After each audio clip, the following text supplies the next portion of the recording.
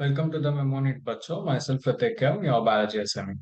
For the Brahmastra test series 3, we have been revising about all the previous you know, three chapters which have given for the Brahmastra test series 1 as well as the Brahmastra test series 2. So what was your two chapters that we revised? One was about the living world and another one was about the biological classification. So in this video, we will be revising on the sexual reproduction in flowering plants. Okay.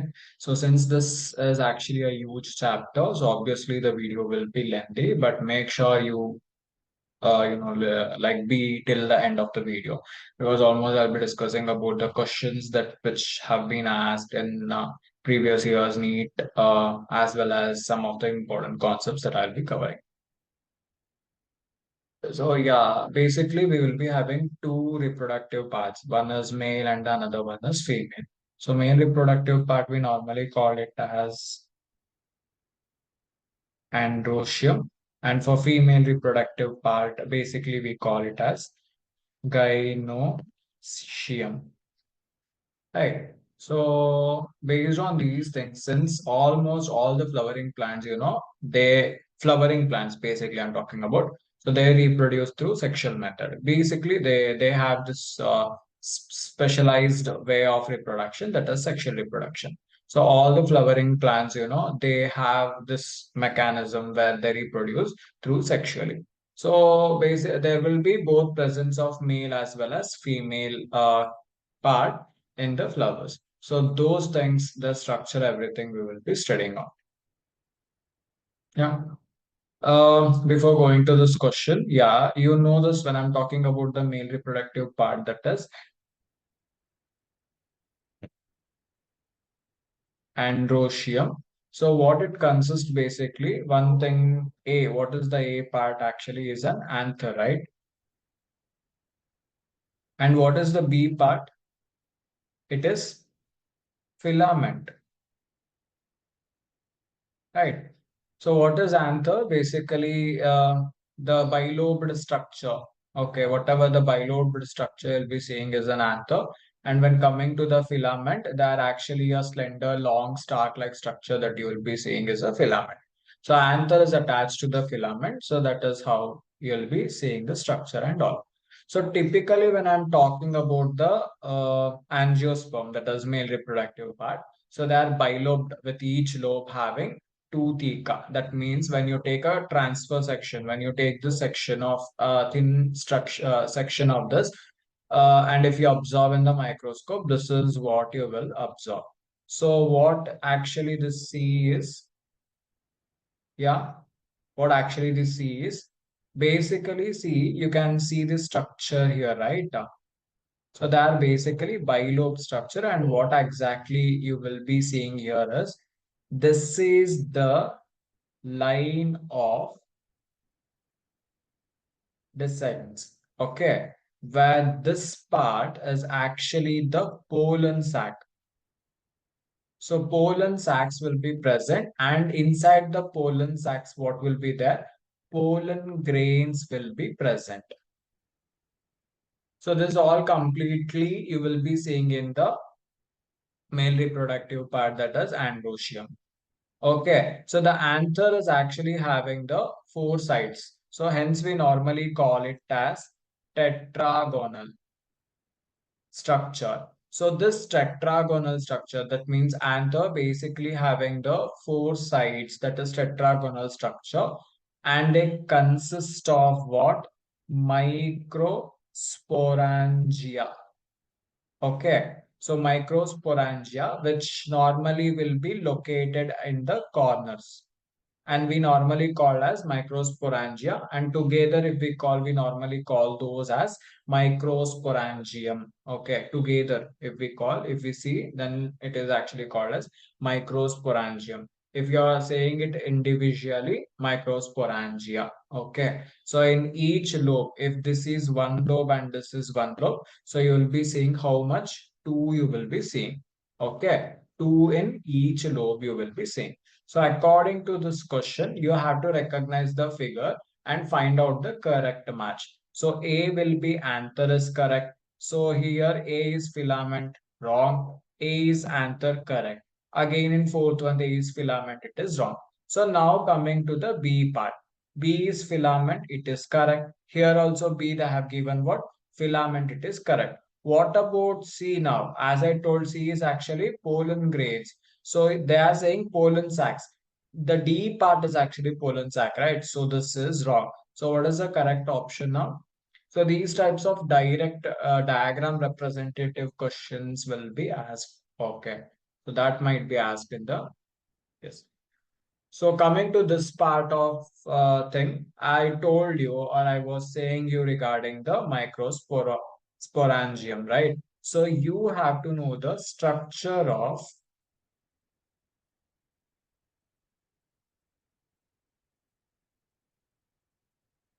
microsporangium. So this is actually the microscopic and enlarged structure of the microsporangium.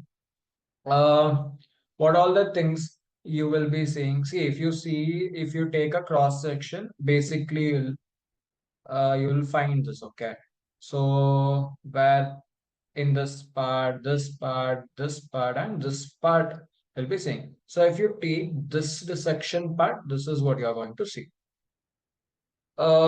This is actually the part A is actually the epidermis.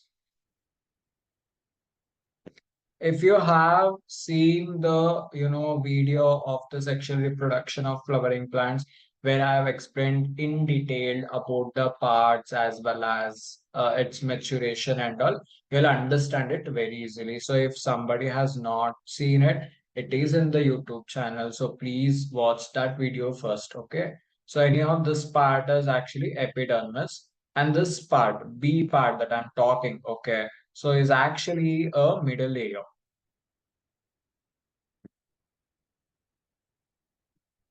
So B part is actually the middle layer. And last C part, it is actually the tapetum. Okay. So tapetum, you'll actually see this tapetum. And inside the tapetum, next to this part, okay. So you will actually see this sporogenous tissues. So in sporogenous tissues, you'll actually see the sporogenous mother cells. Okay. So where the formation of this pollen grains takes place through this sporogenous mother cell. So by seeing the matured anther, you have to identify what is A, what is B, and what is C. In first, as I told, this is epidermis. So can you see somewhere like epidermis is present? Epidermis is actually an outer layer, right? So A could be, so this is inner layer. So it is endometrium, endothecum. Sorry. So yes, see, basically the outer layer will be the epidermis, and the second layer will be the endothecum, and the middle layer will be, so the middle one will be the middle layer. Okay, so after this, there will be some cells, right? Yeah, these cells are actually called as microspore mother cells. Okay, and this region is actually called as tapetum. So now, can you say what is the correct thing? So this is clear. The outer layer, that is part A, is actually endothecum. So what you can say now, where is actually endothecum? So in second option and third option, you get the endothecum. So third one is actually what? The middle layer. Okay, B, middle layer. This is tapetum. So tapetum is actually, this C part is actually the tapetum. So obviously your option 3 is correct. Okay. So as I told you that there is another part that is called as microspore mother cell. So through the microspore mother cell, what happens? These pollen grains development can be seen. Okay. Coming to the next part. Yes. Now pollen grains, as I told, in this matured anther, the pollen grains will be absorbed, right? So the pollen grains represents the male gametophytes, basically. So if you see the hibiscus and if you touch the hibiscus anther part, or so whatever the yellowish substance that you get, so they are basically the pollen grains, and you can easily observe them in the microscope as well as anyhow. So how the structure will be? Structure varies based on the species to species. But in genuine, if I want to talk, so this will be the structure of the pollen grain anyhow. Sorry. Okay. In general, I'm talking, okay? This might be the structure of the pollen grain. Uh, anyhow,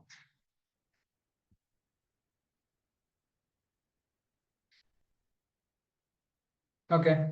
So the outer part is actually called as exin, which is actually the harder outer layer covering, which is exin, and it is actually made up of sporopollenin. Okay, sporopollenin. Sporopollenin is actually the one which is most, resistant organic material still that we know. So it actually withstands with a higher temperature or pH, strong acid, alkaline, everything. So therefore, these all things, it does know where it is going to affect the pollen grains. So till now, far they have not discovered any such things which can, go through the sporopollen, or it could affect the sporopollen and all. So that's why, because of the presence of sporopollen, since it will not allow anything to affect the pollen grain, so it is also acts as it can you can actually see them as a fossils because it lives for a longer period of time. Okay, this is one point. But sporopollen is not spread everywhere. There is a minute places where the sporopollen presence is absent, and we normally call it as the germ pores, where you'll see the absence of this sporopollen. Anyhow, so the inner layer is actually called as inten. Okay. So this inten, the inner wall of the pollen grain is actually called as the inten, and it is made up of this thing, cellular as well as the pectin. And when you see everything, okay, entire pollen grains, the mature pollen grains will actually having two parts, one or two cells. One is the vegetative cell, and the another one is generative cell. So one is vegetative cell, and the another one is generative cells. See, coming to the vegetative cell, that actually the cell is very much big. So this part cell is very much big when compared to the generative cell, and it is having and it is well known for the food. It has a very large food reserve. Okay, it has a very good food reserve, and they are like whatever the nuclei that normally you will see, the shape of the nuclei is irregular. Shape of the nuclei is irregular. This is one point. So coming to the generative cell, it is smaller when compared to the vegetative cell. And here also you'll see the irregular nuclei itself. But this generative cell, it's normally floats in the cytoplasm of the vegetative cell. Okay. And you can see the nuclei as a spindle-like structure nuclei can be observed. So this is all about the pollen gain structure and all, because these things will also be asked. Okay, so in overall this thing, pollen grains are shade of like how pollen grains come, that is actually pollen grains will actually have two cell stages. Okay, so one is it undergoes the division of the mitotically and give rise to two male gametes before the pollen grains are shed. That is, before the pollen grains come out from the anther, so they undergo this mitotic division where one will divide itself to give two male pollen grains. So this is all regarding to the pollen grains. So these pollen grains, they act as or for some of the animals and especially the human beings. Okay, so they act as a several allergic, allergic causes, and some of the bronchial diseases can also be caused by the inhalation of these pollen grains. So such as chronic respiratory disorder, as well as asthmas and bronchial disease. So these kinds of disease can be caused by inhaling the pollen grains. But as I have told you that the pollen grains are also rich in the nutrients. So since they are rich in nutrients, so some of the species of pollen grains are also used as a supplements, that is food supplements. Okay, especially North countries and all, they have been used in the products of tablets and syrups and all, so which are available in the market. So by consuming them, they even claim that their performance are also good. Like most of the athletics and for the racehorse and all, they normally give this pollen grains, tablets or syrup as a supplementary. So this, according to this question, the pollen tablets are available in the market for what? So whether it is for in vitro fertilization or breeding program, supplementary food, extensive conservation, the simple answer is option three, that is supplementary of the food. Since it is very rich, I told you this vegetative cell and generative cell, vegetative cell, where it actually stores the food supplementary, right? So therefore it is very rich in the nutrients. So this is all about the pollen grain.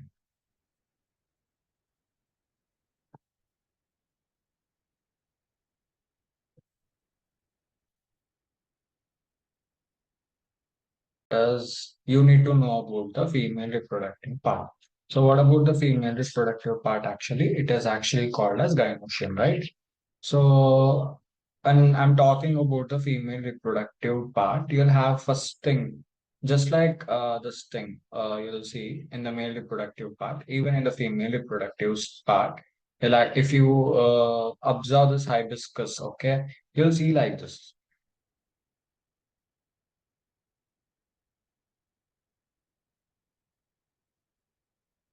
right? So there's certain structure you'll observe, basically. So this is actually called as pistil. Okay. So it is actually called as pistil region. So here the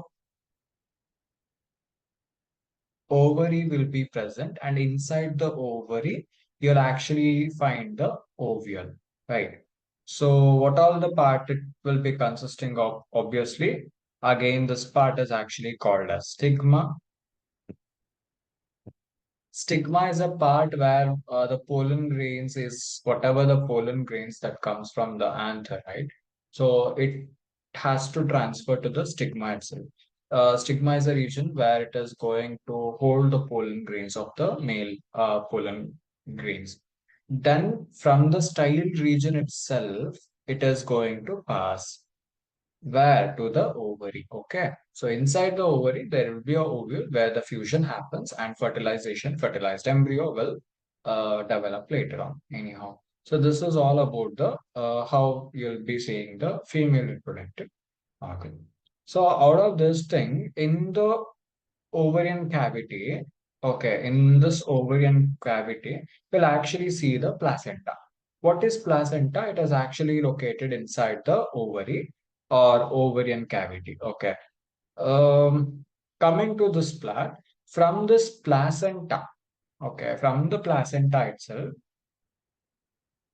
this megasporangia, commonly what we call as the ovule, right? It gets arised. Okay. So this is the exactly the embryo sac, or I can also call it as ovule. Okay. So if you are actually seeing this entire diagram, so this diagram normally represents a typical anatropous ovule.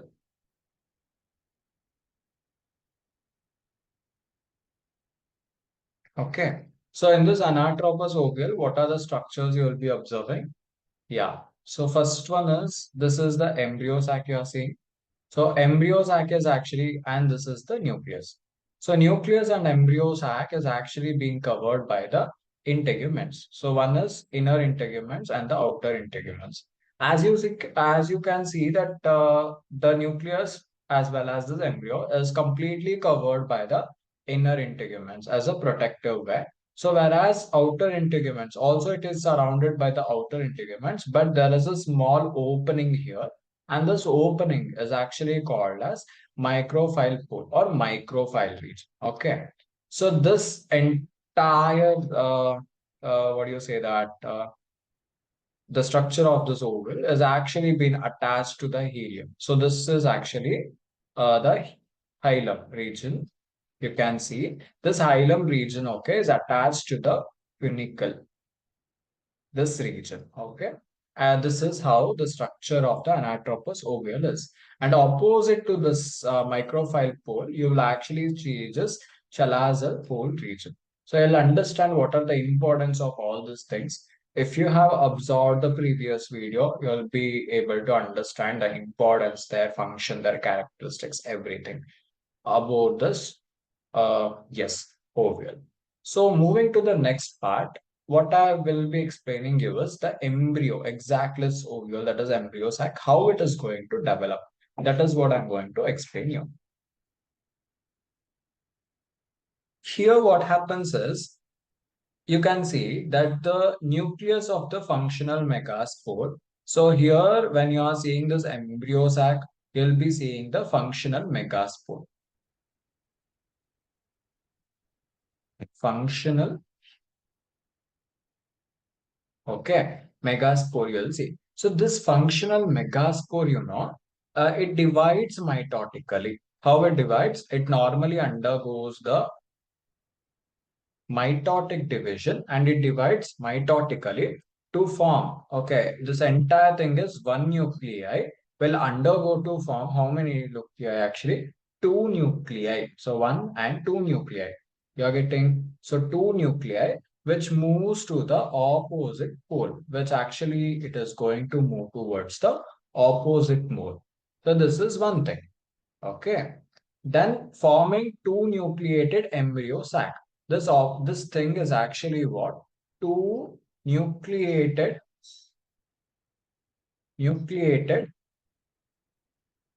embryo sac. This is one point. Next thing, again this two nucleated, it again divide mitotically, okay, resulting in the formation of 1, 2, 3, 4. So totally it is actually called as microspore tetra. So how much nuclei? 4 nucleated. Okay. And from 4 nucleated to see, totally at the end 8 nucleated. 8 nucleate stage of embryo sac. This is clear. So now this mitotic divisions are strictly for the free nucleus itself.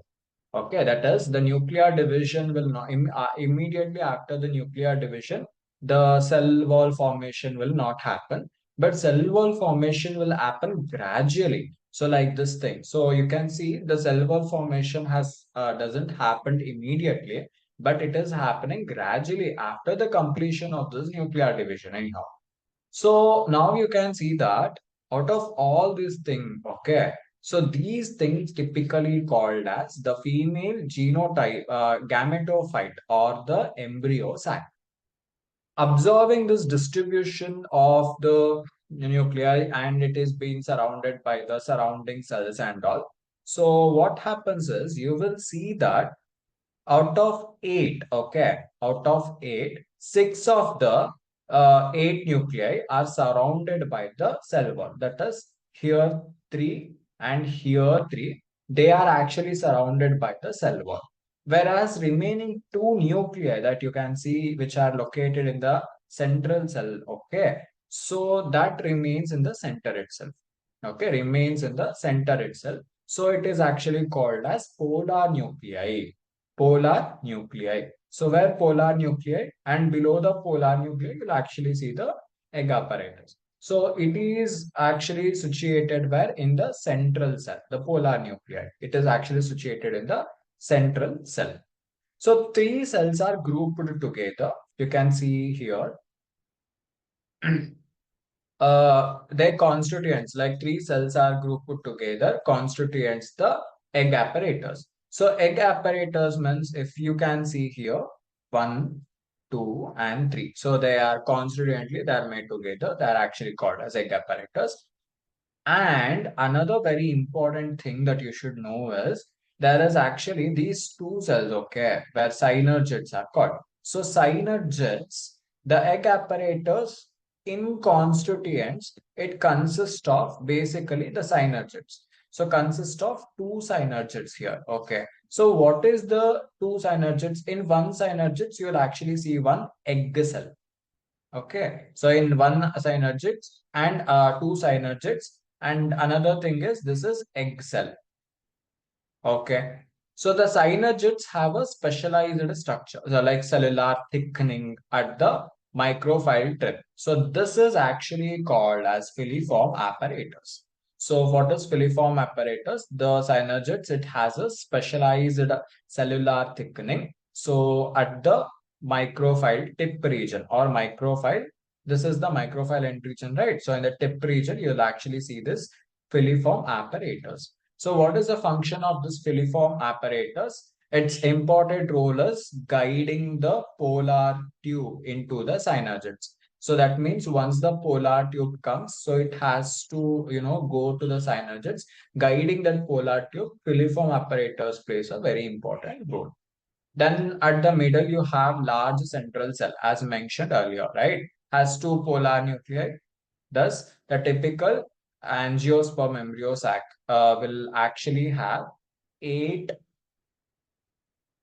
nucleated, but it has seven cell. That means how many nucleus are there? One, two, three, 4, 5, 6, 7, 8. Totally, it will be having 8 nucleus. But how many cells are present? Okay, this is one cell, two cell, three cell, four cell, five cell, six cell. And this is entire one is cell, right? Seven cell. So totally 8 nucleated are there and seven celled. That is seven cells are present. So this is all about the Yes, this is all about the embryo sac, okay, matured embryo sac. So based on these things, questions will be asked. So first thing you should know the structure and its functions, role and all, and how the development normally takes place. So we have one question here. Yeah, the question is, it was actually asked in Neet 2023. And the question is, in angiosperm, the haploid, diploid, and triploid structure of the fertilized embryo sac sequentially are. You're getting? So that means in the angiosperm, that haploid and diploid and triploid structure that we are talking. So what is the sequence? How it actually undergoes for the development. So first one is synergids, primary endosperm nucleus, and zygote. Second one is antipodals. It means you have to explain what all the things comes first. And so this is somewhat tricky questions, right? So that's why I'm saying you. The third point is synergids, zygote development, and primary endosperm nucleus. Then synergids, antipodes, and polar nucleus. So, see, synergids, they're haploid cells. They're actually located at the microfile end of the embryo sac, right? Whereas zygote, after like successful fertilization, what happened? The male gametes and the female gametes, the zygote normally produce. And the second, and another one is, uh, what do you say that? Regarding the primary endosperm nucleus. See, in primary endosperm nucleus, what happens? The formation is actually, it is by the formation of the two polar nuclei from the central cell with the sperm nucleus during the double fertilization. So that's what I'm saying here. So what might be the option here actually? The option is three. First thing is through the synergids it go, then the zygote formation will happen. Last, the primary endosperm nucleus development you'll observe. See, this is actually one of the question that I have taken from our NTA PYQ book. where they have also, this is actually the question which is directly taken from the NTA PYQ book. So question is that they have even mentioned which year and whether it is directly from the NCERT textbook or what, and what type of question they have asked. That is also been given. And as you can see at your right of the part, you can see how beautifully they have explained. They have given you the option, what is the correct option, and small explanation about it. And even they have explained you the detailed explanation with wherever the diagram is necessary. So that's why I'm asking you, if you are planning to take any other textbooks in the market or something, I really prefer you to take our MEMONEET NTA PYQ book, and you'll get all the details, description, and how to get the book, how to purchase the book in our Telegram channel. So link is there. Please join to our Telegram channel. Anyhow, next question.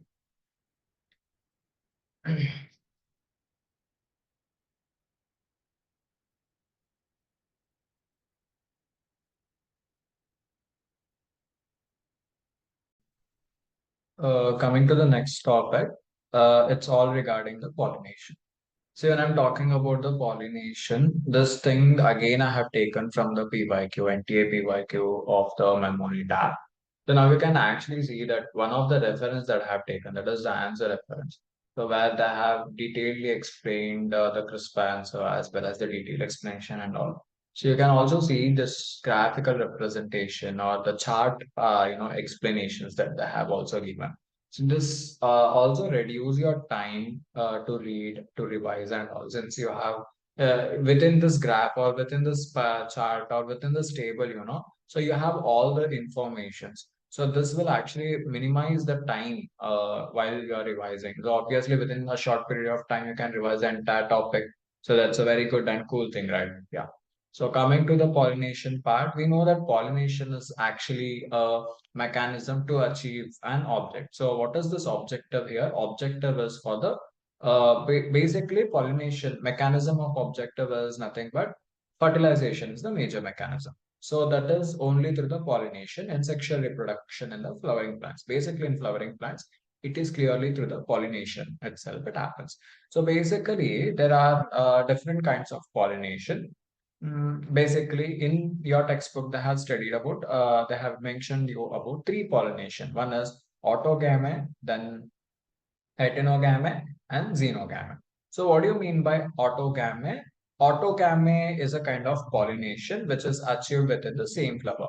So, for example, if it is within the same flower of the same plant. Okay. So, if this is one plant, so in the same flower, basically the pollination is happening. Means the flower consists of both male and female. So female is going to release the pollen grains, and in the male, so again, that pollen grains are going to be fertilized within the same flower itself. So that is actually called as autogamy. So autogamy is like a pollination is achieved within the same flower. So there is a transfer of the pollen grain from the anther to the stigma of the same flower of the same plant, within the same flower of the same plant. So that is called as autogamy. Then what about the gytenogamy? See, in gytenogamy, you'll see that the pollination is happening, okay, within different flower. For example, here you can see the pollination normally happens with a different flower. So if this is the same plant, okay, but in there is different flowers. So there the male anther is actually releasing the pollen grains, and you have the female part of the flower. And what exactly happening? The pollination is happening between the different different flower. That is two different flowers which is present in the same plant. Okay, so that is called as gytenogamy. But then, what do you mean by xenogamy here? So when I'm referring about the xenogamy, so here the pollination is happening between the different plant and different flower of the different flower. That is, this is going to release the pollen grain, and here it is going to transfer. Okay. So that means the stigma. So anther is going to release the pollen grains, and stigma of the another flower of another plant is going to receive this pollen grains. So here pollination is happening between the different plants of the different flower. So this flower is different, belongs to this plant, and this flower belongs to this plant. So in this way, the pollination is happening is actually called as xenogamy. So in gytenogamy, you will actually see two types of flowers. So one is chiasmogamy and the another one is clisterogamous. See, in chiasmogamous, what happens is flower with exposed anther and stigma, you will see. So in this diagram, you are seeing this is actually chiasmogame flower. So as I told what happens, so here basically it is a kind of uh, so not in the xenogame. Basically, there are two types of flowers can be observed. So one flower is the chiasmogame, where it is anyhow going to permit for the pollination. So here flower will be always open. So therefore, what happens? The anther is also exposed. Then stigma is also exposed. But in some plants, in some flowers, such as clisterogamous flowers, you can see that the flower is not only exposed. Okay, so the flowers are not only exposed. That means the anther and stigma, they are not exposed. So if there is no exposure, obviously what happens when it comes to pollination, pollination actually happens within. So chances of cross pollination is very less. So again, there are normally two types of flowers. There are actually kinds of pollination. Don't get confused. Okay, these three are actually kinds of pollination.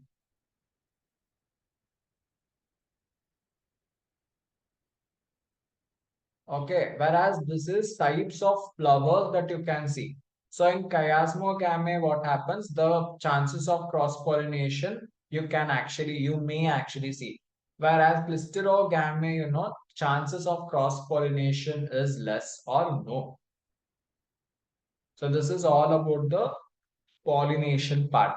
Even if you want to know very detailed explanation and all, I prefer please look into the previous video which I have made on sexual reproduction in flowering plant. You'll understand it.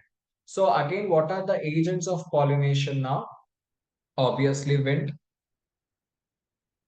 and water, then animals, birds, insects, right? So these are actually the agents of pollination. So we classify them into two different categories. One is biotic agents and abiotic agents, right?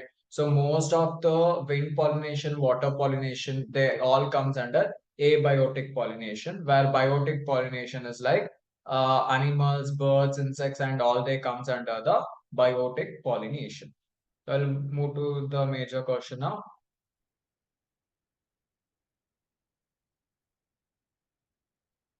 Yes.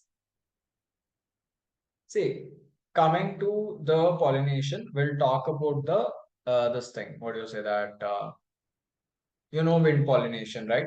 So wind pollination are quite common in where?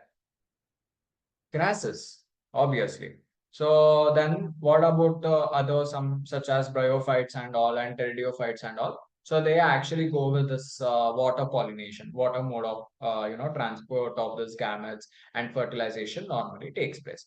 So in some of the example that I want to give you is in Valsiniaria and Hydrilla. So we almost see that they grow in a fresh water, right? And several marine sea grasses and all and zoosteria. So these all so they all actually do in this way. But not every plant does water pollination. So not like all the aquatic animals, sorry, aquatic plants, they actually prefer the water for the pollination. So in major of the aquatic plants, okay, such as water lily and basically in water lily and all. So you'll actually see a level of uh, water and they're being pollinated by the insect as well as just like in a land way you'll see water lily and all. So you'll actually see a kind of pollination which has been happened by the insects, just like that happens in land. Same thing applies here. But there are some other thing. For example, Vallisneria. So if you see this Vallisneria as an example, so what happens is basically this female flower, it reaches to the surface of the this thing. The female flowers normally, if this is the water, okay, and this is ground. So female flowers basically it reaches to the surface of the water by the long stalk and this thing, okay, long stalk. Now what happens is the male flower, which you see here, uh, the male flowers or the male pollen grains, they're released on actually the surface of the water. So pollen grains normally they are released on the surface of the water, and during the pollination, the female normally with the long stalk they reaches on the surface of the water.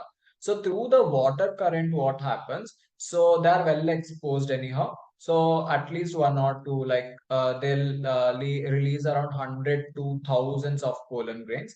At least one 3 to 5 pollen grains reaches to the start region. And finally, what happens? The pollination happens, fertilization happens. This is one way. Okay, this is one way. Eventually reaches the female flower and the stigma. That is, the stigma will receive it and all. So this is one way. In some, such as sea grasses and sea grasses, if you take an example, what happens is they will be submerged within the water itself, and the pollen grains of this will also be released within the water.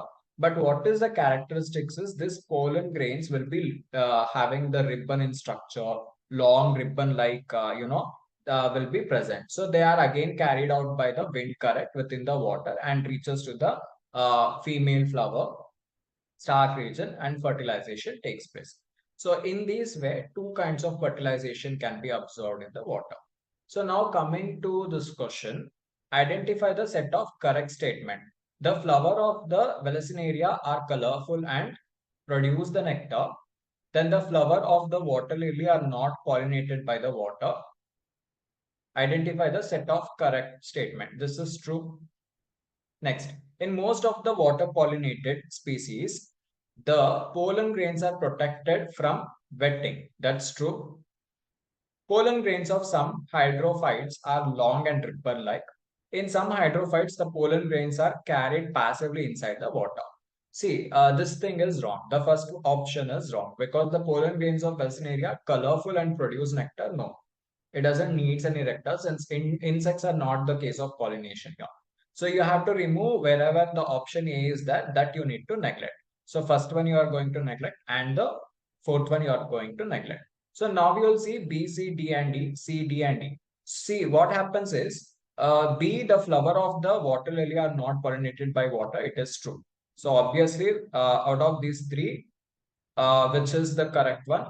So second one is the correct one because this is also correct. And see, most of the water pollinated species, the pollen grains are protected. That is also correct. Next, pollen grains of some hydrophytes are long ribbon-like structure is also correct. And in some hydrophytes, the pollen grains are carried passively, inside the water. That is also correct. So option 2 is correct. Uh, So yeah, the next part is about the after pollination and all. It's all about the outbreeding devices.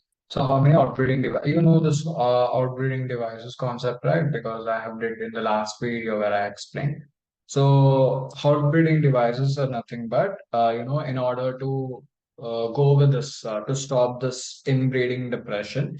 Inbreeding depression, matlab, basically the pollen grains which has been released from the anther, it is being cross-pollinated within the same flower or the same plant and all. So this leads to inbreeding depression and all. So to overcome this inbreeding depression, there are certain mechanisms which naturally plants does. So they are normally called as outbreeding devices. The first one is in some species, pollen releasing and the stigma becoming matured. So they are not in a synchronized way. For example, if a pollen grains is matured and it is released in the same one flower. So if you consider it as a flower, okay. So if the pollen grain, the anther is matured, but the stigma will not be matured. Or if the stigma is matured, anther will not be matured. So if the anther is matured and it releases the pollen grains, okay. So stigma will not accept the pollen grains because the stigma is not matured. So you're getting, so that is one reason. So in this way also it can stop the inbreeding or interpollination thing. The second one is in some other species the anther or stigma are actually placed at a different position. So if they are placed in the opposite position or different position also,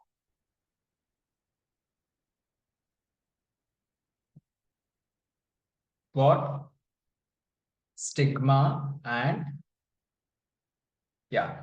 So yeah, that is stigma. They are actually play and anther. They are actually placed at the different position. So this is also will stop the inbreeding or within in interpollination. This thing.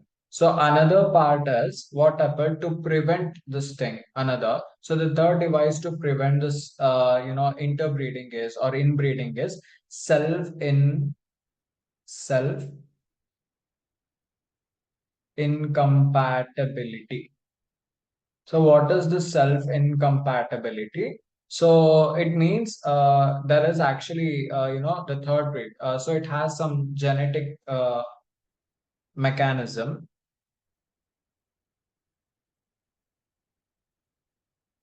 Even though this both anther as well as the stigma are matured, but if the anther releases the pollen grain, right? Even though the stigma will receive the pollen grain, but fertilization will not happen.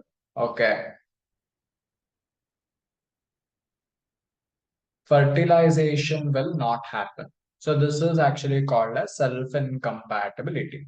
And in another way, in some other way, so the plant shows another device to prevent the self-pollination is the plant shows sorry, unisexual flower. You're getting what do you mean by unisexual flower? So to stop this interbreeding or inbreeding, so certain other devices also there, that is unisexual flower. So if you have taken an example of papaya, so where male and female flowers are present on the different plants. So if this is one plant of one papaya plant and this is another papaya plant, so male flower will be present in this plant and the female flower will be present in this plant. So this is the unisexual characteristics that it is going to show in order to prevent this. So this in this condition, what happens? It is actually going to prevent both autogamy as well as gytenogamy. I hope this is very much clear to you guys.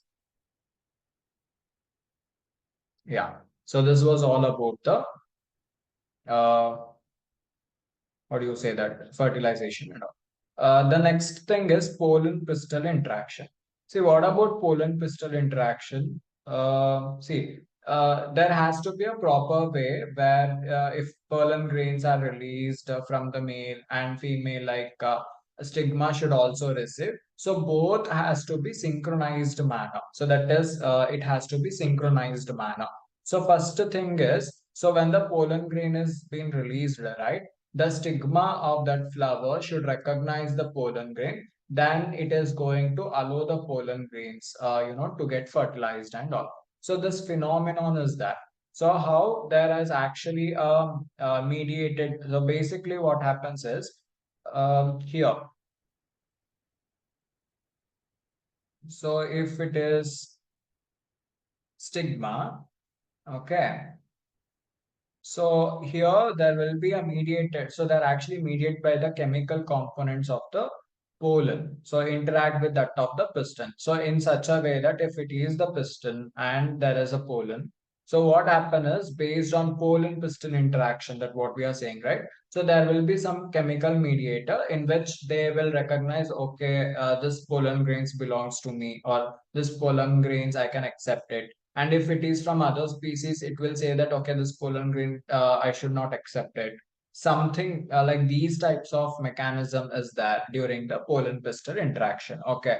So if some or the other way, if the pollen is wrong, okay, if the pollen is wrong time, what happens? the piston is going to reject that pollen and prevents the pollen to germinate on that thing. So if the pollen grain is there, obviously there will be a germination of pollen tube. Okay. So if the pollen is not related to this, obviously it is going to reject and it won't allow for the germination of this pollen tube.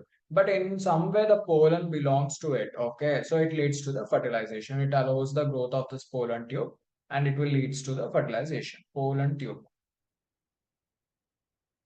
So as I told you that there is a thing called as filiform apparatus, right?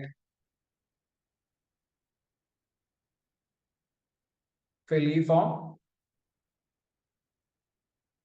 apparatus. So above which you'll actually find the synergids. So what is the function of this? It is going to show the pollen tube, the path for the pollen tube, right? So in such a way that the pollen tube will come like this and it will reach us to the filiform apparatus. And whatever the vegetative nuclei of this pollen grains that you see, so it will come and it has been released in the filiform apparatus. So in this way, what happens? Fertilization normally takes place. So this is all about the pollen pistil interaction. So still there are in detailed explanation that I cannot cover in this video since it is revision video. So for the in detail explanation, I again suggest you to please watch the sexual reproduction in plants part 2 video where I explain this in detail.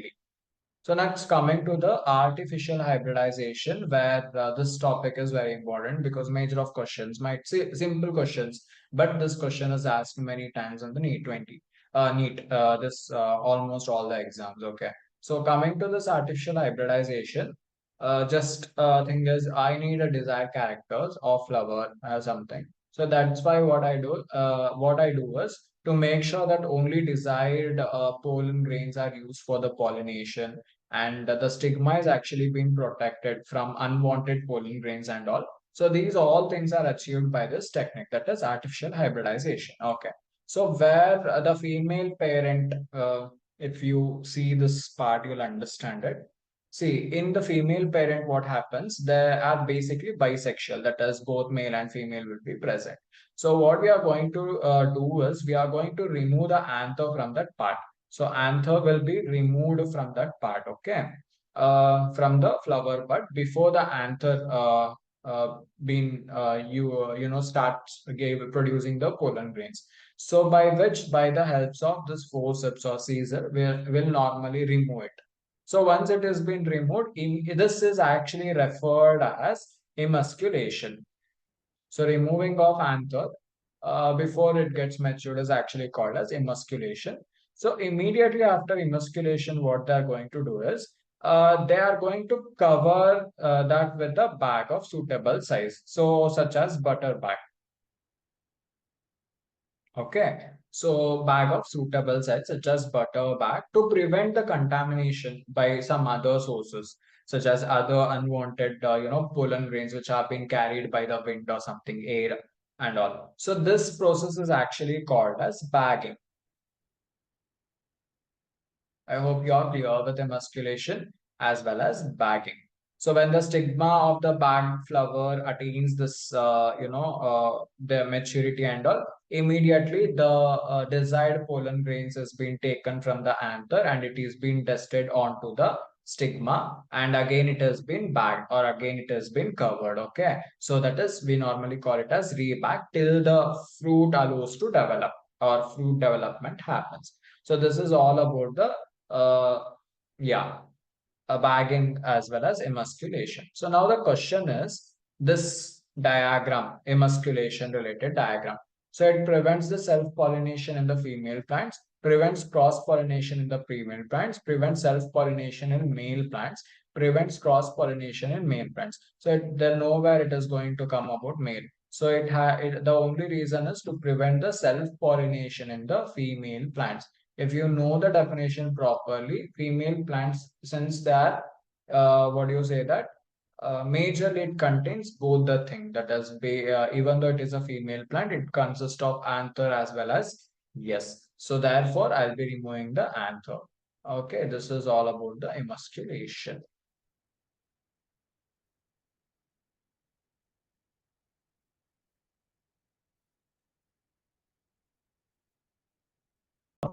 Going to the next topic. It's something random question. Generative nucleus divides forming. So you know this generative nucleus, it normally comes at male gamete part. So coming to the generative nucleus, after fertilization, the generative nucleus basically divides to form two nucleus or two nuclei. Okay, so one is actually called as male gametes or male gametic nucleus, and the another one is sperm. So if you know this double fertilization topic, you'll understand this thing. So then the pollen tube is actually growing. So once the pollen tube is actually growing, so what happens is at the tip of the pollen tube, so there will be basically three nuclei, that is male gamete nuclei. So sperm nuclei and tube nucleus within the cell wall will be present, sharing the common cytoplasm. So what might be the answer? Uh, so obviously the option will be so the polar. So basically, how many will be that? There will be actually three nuclei will be there. That is, the male gametic nuclei will be there, and the sperm nuclei and tube nuclei will be there. So the option is second one. That is, three male nuclei will be present. So this is about the one thing. Next, how many meiotic divisions are required for the formation of 100 functional megaspore? So yeah, the correct option is 100 because in basically the diploid megaspore mother cell, it actually undergoes this thing called meiosis.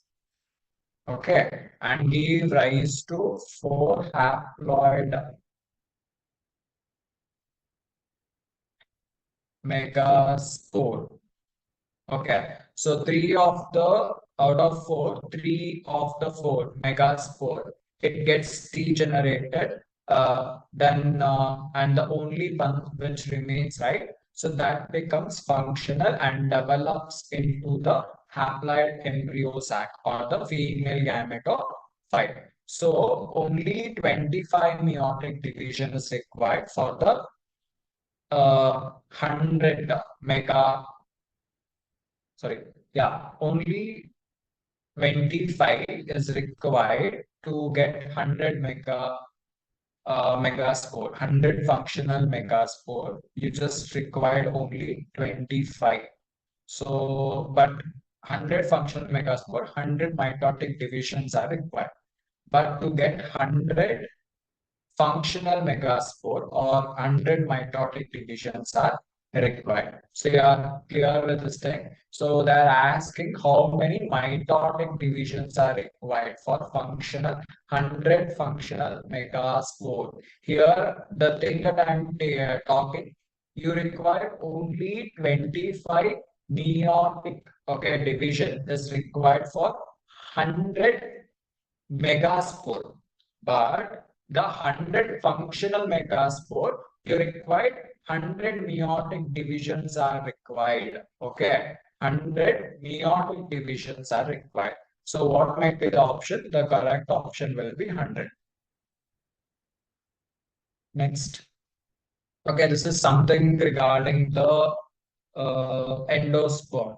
Okay, so you know what is endosperm, right?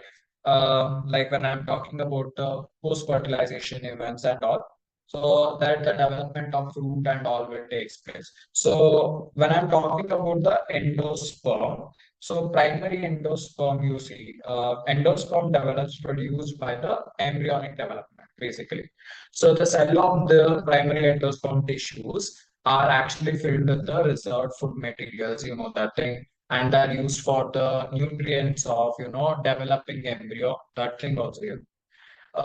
Then we have this region called PEN. What do you mean by PEN? Primary endosperm nucleus.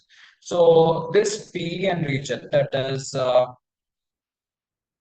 primary fertilization events during this all thing. So this PN, normally what happens is it undergoes successive nuclei division or nuclei division, which give rise to free nuclei. Okay, this stage of this endosperm development is actually called as free nuclear endosperm. Subsequently, what happens? Cell wall also starts forming, or cell bomb occurrence also start, and the endospore now it becomes the cellular in nature. Okay, so the number of free nuclei, what happens, form before the cellularization or cellular forming and all. Okay, so varies greatly from one to one. So, for example, if you take in the coconut water, so it actually in the coconut, from tetrad coconut, they are actually familiar with the coconut water and all, right? So they are nothing but the water thing is nothing but free nuclear endosperm, which is made up of thousands of nuclei and surrounded by the white keratin. That is white part that you see in the coconut is actually a white keratin, which is actually called as cellular endospore. Okay, cellular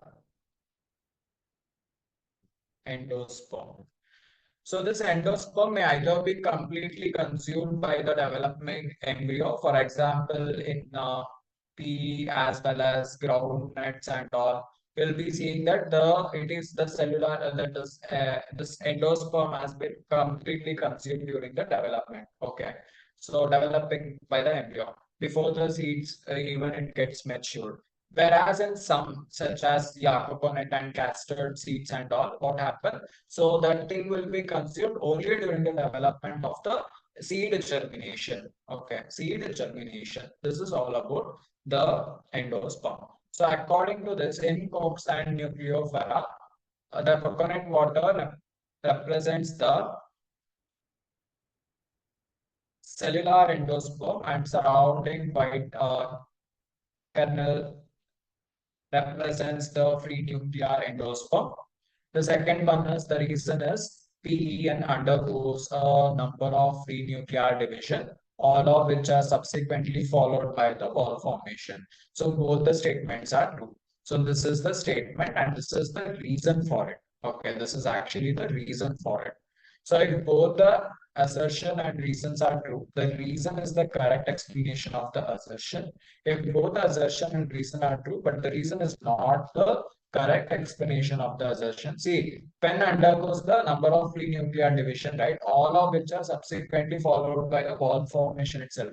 So sentence itself says it. So if the assertion is true, but the reason is false, so all these three are wrong. The first one is actually correct. So the next one is about the embryo thing. So you know this embryo, basically for embryos and all, they will be asking you the structure part and all. So we'll move to the seed formation. See, in seed formation, basically you will see non-albumin and exalbumin kind of thing. So matured seeds may be non-albumin or exalbumin.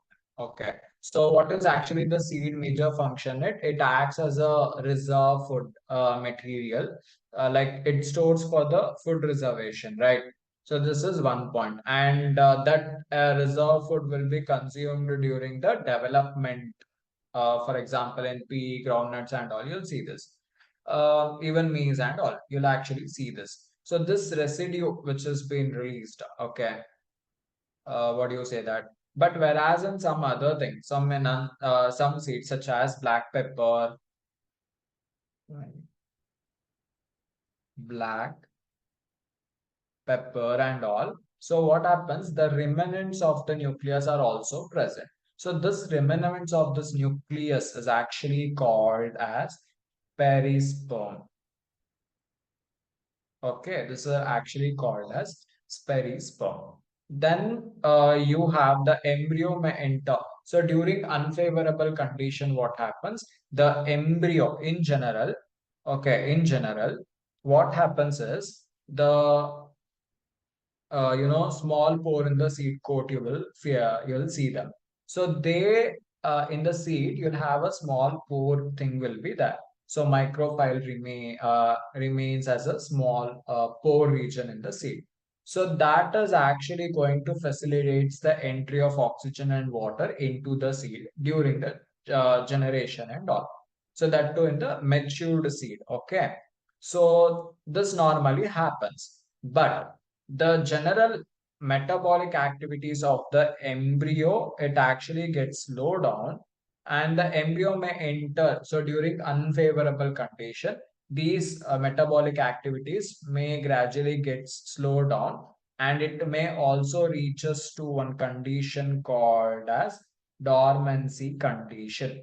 Or if favorable condition are available, again, adequate moisture is there, oxygen is there, or favorable condition is there, temperature it's there, so seed will start to germinate. This is one point. So the wall of the ovary develops into the wall of the fruit, so that is actually called as pericarp. So the fruit may be fleshy. Okay, so the fruit may be fleshy. For example, if you have seen this orange, mango, etc., so you'll actually see the fleshy kind of fruit. Or they might be dry, such as in groundnuts and mustard, you have seen the seed, like it is actually dried. So in few seeds, okay, in few species such as apple, strawberry and all. So what happens? The thalamus region will also contributes in the fruit formation. So such fruits are actually called as thalamus region will contribute to the fruit formation.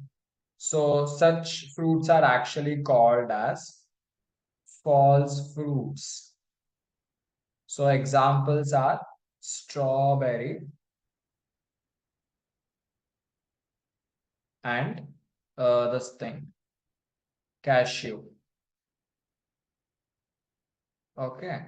So next coming to the other part, then what about the true fruit? The most fruit, however, develops only from the embryo, directly from the ovary. Okay, only from the ovary, and they are actually called as true fruits.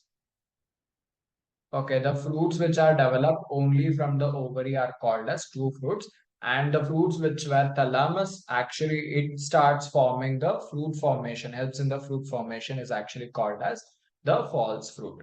So this is all about the fruit development and all. So another one thing is there is another point, okay, where okay, this is one thing. So now by seeing the diagram, you can see this diagram is actually the false fruit of an apple or strawberry. This is actually a diagram of apple. So now you have to label or identify the following part. See, the outer region, as I told, false fruit, that means the thalamus is the region. So, which leads to the development of the fruit. And initially, if you get in right, here this part is actually the seed. So D part is obviously seed. C part is thalamus region. So what about B as well as A? So this is, if you know the diagram, you can easily say it is endocarp. And this A region is actually mesocarp region. So now can you say me, what is C? I told you thalamus. Then A is, yes, mesocarp region. Then what about the B part? That is endocarp region. And D is, right. So now the question is, which part of the fruit label in the given figure makes it a false fruit? So you are getting. So what is that a definition of the false fruit? Again, the fruit which is actually the thalamus is a region which helps in the development of the fruit. So that is actually the false fruit. So thalamus. Option C is the right answer. Next, coming to another last topic, that is parthenocarpic fruit. In parthenocarpic fruits, what happens? The fruits develop without fertilization. Without fertilization, fruits normally develop. So it is actually called as parthenocarpic fruits. So one example, such examples are banana, okay, is one example. So it could be through the applications of the growth hormone, and such fruits are actually the seed-like fruits. Okay. So this is all about the parthenocarpic. So now coming to this question, in which of the following both autogamy and geitonogamy are prevented? So you know what is autogamy and geitonogamy, right? So what do you mean by autogamy? A random question which was asked in 2019. So I have taken this question. So autogamy is like the inter crossing over or pollination normally happens within the flower of the same plant. Same flower, same plant. Then geitonogamy is it happens between the different flower of the same within the same plant. So how they are prevented, whether it is wheat, papaya, custard and maize. So if you know the papaya, basically what happens, papaya, so flower, obviously crossing over happens between two different plants. Because in one papaya plant, you'll only see the male, and in the another papaya plant, you'll only see the female. So crossing over will happen with the different flower of the different plant. So option 2 is the correct answer. So you're clear? So last point is, what are the advantages of seed, that is angiosperms. Angiosperms are those which actually forms the seed. Like seeds are often several advantages to the angiosperms when comparing to this. First, what happened when it comes to the reproduction and all? So process such as pollination and fertilization, that basically independent of the water, and seed formation is more dependent. So for if there is has to be a seed formation, they're very much dependent, right? So where in cross pollination and all. So, but if you have also have a seed, okay, gradually that can go to the new habitat, it can adjust to the new habitat based on the condition, it will grow very strong and all. So that might be one of the reason why formation of seed is very much advantageous to the pollinatory part of things and all. So this was all in depth you need to study. Okay, this was all about a particular revision. So where I took some of the questions and I tried to cover the entire chapters, entire topic together. So questions, the more number of questions that you do will actually boost the confidence within yourself. See, recently, like whoever that have achieved, whoever that have got very good marks and this NEET 2024, after having their interview and all, one thing was clear that they practiced n number of questions. So that's why I'm saying you, and especially there were many achievers from the MEMONEET also who actually took this Elite plan, and they also enrolled, registered in this Brahmastra test series. They told that this NTA PYQ book, will actually brought up a very good advantage to them, because Brahmastra test series will actually cover line to line of your NCRT textbook, so that you're giving your Brahmastra test series. That means you're actually preparing line to line of your NCRT textbook. This is one point. And if you have this NTA PYQ book, then obviously you have all the questions which they have asked from 2019 to 2024, and all the questions have been separated and have been pasted based on the topics chapter as well as topics. So one thing is, you will be very much clear about, okay, from which chapter how many questions have been asked, from which topic they have asked more questions. So where I need to concentrate and where I need to not. The third point you will understand is you will be having a clarity of how the questions are framed, how the NTA they normally frame the questions. Since all the questions have been segregated, you will have a proper idea and clarity like what kinds of question will be asked by the NTA. The third thing is you don't need to search for any book. If you go to the market and if you buy a book, okay, so you'll have a clumsy of questions. Some questions will be out of the textbook context and some will be out of application level will be there. So these questions, might put you in a distractive mode. So if you have this NTI PYQ book, basically this will put an advantage to you while you are preparing for the exams.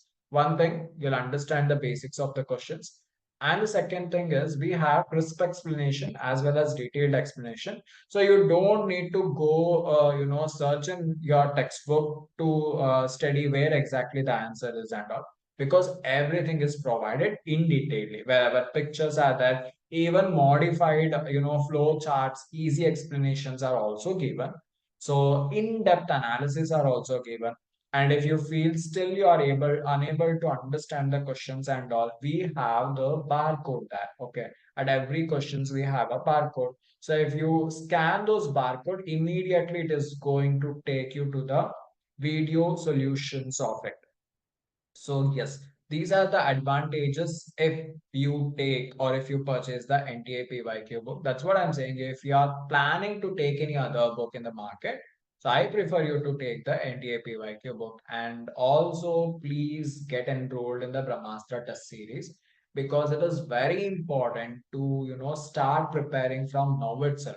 You cannot think of preparing, "Alo, chalo, I'll start preparing at the 2 3 months before the NEET 2025. No, if you want to crack NEET 2025, then early, early responsibility and taking up the initial step very early will definitely going to add plus point to you. Yes.